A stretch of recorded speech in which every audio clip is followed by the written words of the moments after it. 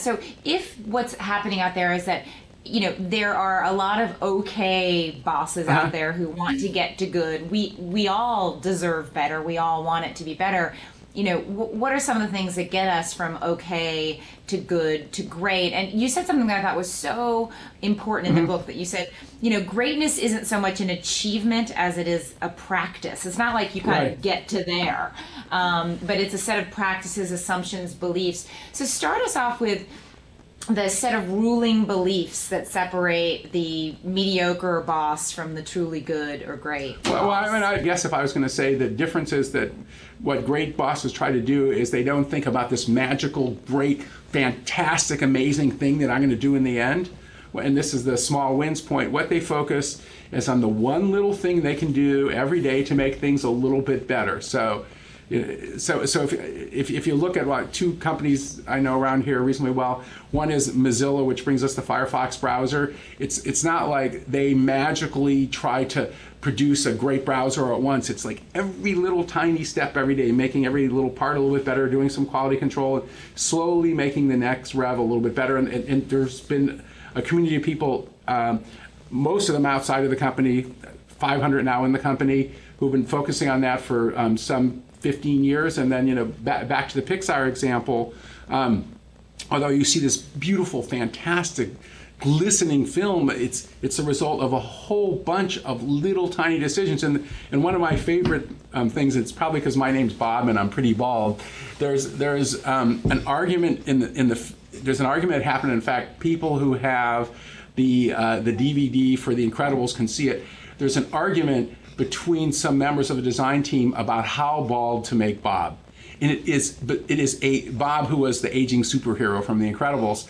And it really is a great argument, first of all, because you could just see the constructive tension about what it's, that's really sort of like a little thing. And at one point, Brad Bird sort of leans into the camera and he says, "This is great, isn't this fantastic? We've got a great fight going on." And you could see the real passion and caring about quality and the tension. And that's just one, to go back to the small wins thing, that's one just little tiny little step.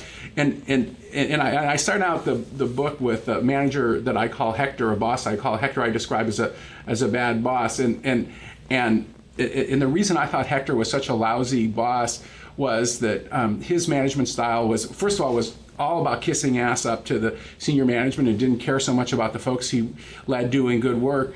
And his approach, they used to describe as he would ride his white horse and kill everybody, and then you wouldn't see him for like another month.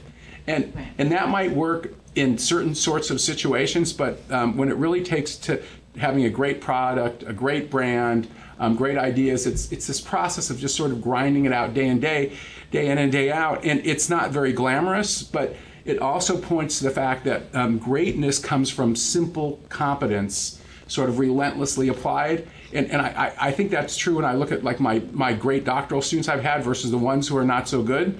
The ones who are great, they make a little bit of progress every day and they're dogged and relentless. So what I'm hearing from you are two things. One, that great or good bosses, however we want to label them, that to be that is within reach of everyone. It's not you're born great, you have certain set of skills or charisma. There's this delightful and amazing research by this woman named Carol Dweck called Mindset. And to oversimplify the mindset perspective, but not much, her basic argument from looking at school kids to adults, all different populations, is essentially when people have a learning mindset and they believe they can get better, they keep getting better because they try hard, they go to situations where they're unskilled and develop skills. And when people have a fixed mindset, they believe that their skills and abilities and talents and IQ are fixed from birth and there's not much they can do about it. They don't work as hard. They tend to avoid situations where they might be a failure.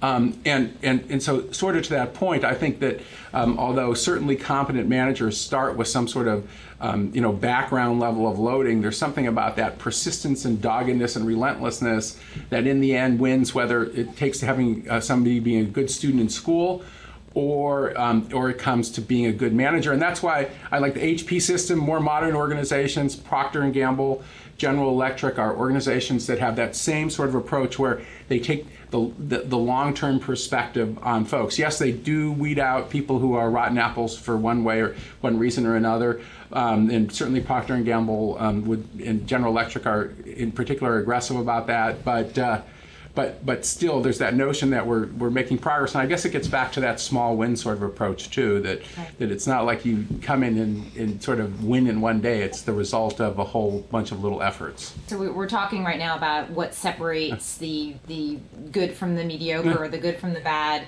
boss, and you do talk about a set of 5 beliefs or assumptions that kind of underlie the path to good bossdom. Can you unpack those a little bit? Obviously, this sort of grit or small wins factor is something you've just been talking about. So we're talking about grit. So the grit perspective, and there's some interesting research coming out of some of our most effective leaders. The quick summary is they treat life as a marathon rather than a sprint, which is consistent with what we're saying.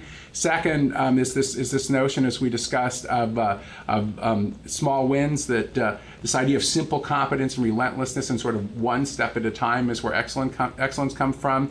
And although we love talking about breakthrough ideas, when you look at things like everything, well, from the internet to personal computers to Facebook, take whatever you want. If you look at the background of those things, it's usually built on the tiny little steps that went along the way. Another thing, and this is shifting gears, and this gets to this important notion I emphasize so much in the book about being able to read how you're coming across to people, is this idea of assertiveness and sort of knowing as a boss when to push and knowing when to get out of the way. There's a lot of research that's coming out that shows that the best bosses have a moderate level of assertiveness, so they're moderately pushy. That doesn't mean they're moderately pushy all the time. It means that they spend some of the time really pushing, sort of giving advice, coaching, criticizing, giving negative feedback, things like that, and then they know when to back off. And there's a quote in the book. In fact, we almost called the book "Don't Crush the Bird." That's a whole nother story. But the reason we called it "Don't Crush the Bird" is there's a quote from Tommy Lasorda, who's famous in the baseball world for having coached the Los Angeles Dodgers and sort of a character. And the first day he took over coaching the Dodgers, he said that coaching or managing is like holding a dove in your hand. If you squeeze too hard, you break it. If you hold it too loosely, you lose it. And that idea of knowing when to push and knowing when to back off, it's very much of the craft of management.